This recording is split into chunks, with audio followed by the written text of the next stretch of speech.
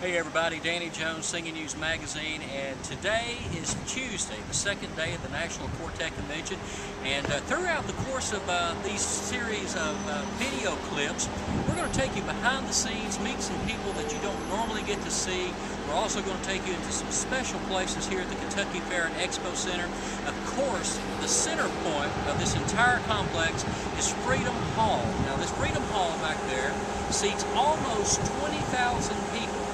This week, Southern gospel music fans from literally around the world will be here to hear their favorite quartets, favorite family groups, trios, soloists, musicians, a little bit of everything. It's a perfect family Christian vacation right here in Louisville, Kentucky. So come join us right here at Freedom Hall, and if you'll just stay tuned, we've got more to show you from all around the National Quartet Convention.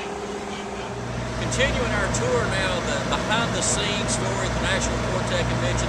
You've probably heard me say at one time or another about how the National Quartet Convention could be considered the world's largest gathering of used buses.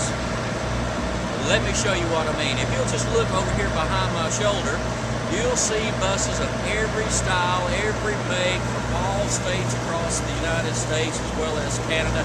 Just to give you an idea of some of the folks who are behind me as I turn around here, I see buses from Legacy High, Quartet, Dove Brothers, Booth Brothers, and so many others, all up and down that aisle on both sides. As a matter of fact, from where you're sitting at, folks, there's buses behind you as well. In fact, just right down the street here, or right around the corner, I see Hoppers, Camies, Karen Pankin, New River, Gold City, many, many more. So this is Bus Alley here at the National Quartet Convention.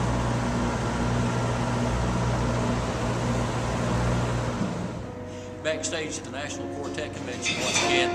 If you've heard your favorite artists talk about on stage, or perhaps you read on their website about coming down the ramp at the National Quartet Convention, we are at that place right now. In fact, if you look behind me, there's a grand entrance ramp that just comes down into the main auditorium and heads straight to center stage. This is where you'll find a lot of the artists gathered before they go on.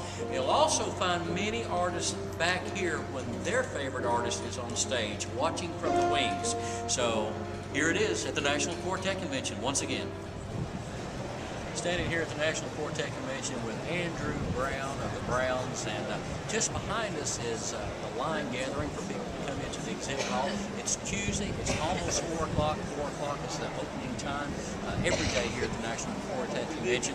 And Andrew, you've been coming to the convention now 2 or 3 years. You've literally grown up here. What would you say to those folks who are listening to us right now? What could you tell them that would make them want to come to the National Quartet Convention? Well, there's great fellowship, great food, and great music. Everything's great here. There you have it.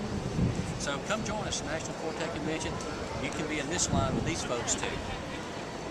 Hey, my name's Greg Shockley. I'm running monitor console at the National Quartet Convention. We're doing sound checks right now, and it's a busy time, so I gotta go. Bye. Told you earlier there are a lot of people involved behind the scenes at the National Quartet Convention and at the Singing News Fan Awards. Here is one of those guys right here. This is Phil Brower. I promise you, none of us could do this event without Phil. Now, Phil, how did you get involved, first of all, with the National Quartet Convention and the Singing News Fan Awards? Actually, I came to the Fan Awards first, 18 years ago, I think now. And I guess it worked well because a lot from that into this, the regular every night productions that we do. Great. That's how it happened. And what else do you do, Phil? Obviously, one week a year makes a career not. Well, I do a lot of this kind of thing, but I also do a lot for Bill Gaither. The radio show called Homecoming Radio, which is a weekly show. And I produce and put that together, and I'm on the show with Bill and Mark Lowry and Kevin Williams, market it, and whatever else goes with it. So that eats up a lot of time.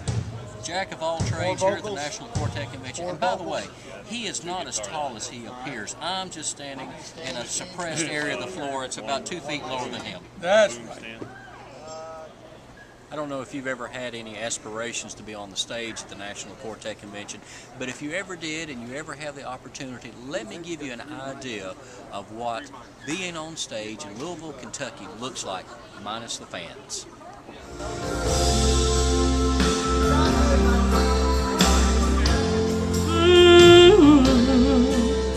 We've read of the things Christ did long ago. The dead raised to life, the crippled made whole. We've heard how he moves when his children have faith. Praise God, this power. Backstage at the National Quartet Convention again, continuing our look at some of the behind-the-scenes people. This gentleman sitting right here is Robert Dixon. Now, if you've been to the Booth Brothers concerts lately, you've perhaps seen him running the sound for the trio, or perhaps you may have even been there early enough or late enough in the evening to see him help drive the bus in or help drive the bus out. Now granted, they don't do that a lot because there are a lot of safety issues involved. But this guy right here, when it comes to running sound, the Booth Brothers will be the first ones to tell you he's one of the best. Now Robert, how in the world do you stay awake during the 6 days of the National Quartet Convention? A lot of Diet Pepsi and Snicker bars. You heard it here first, backstage at the National Quartet Convention.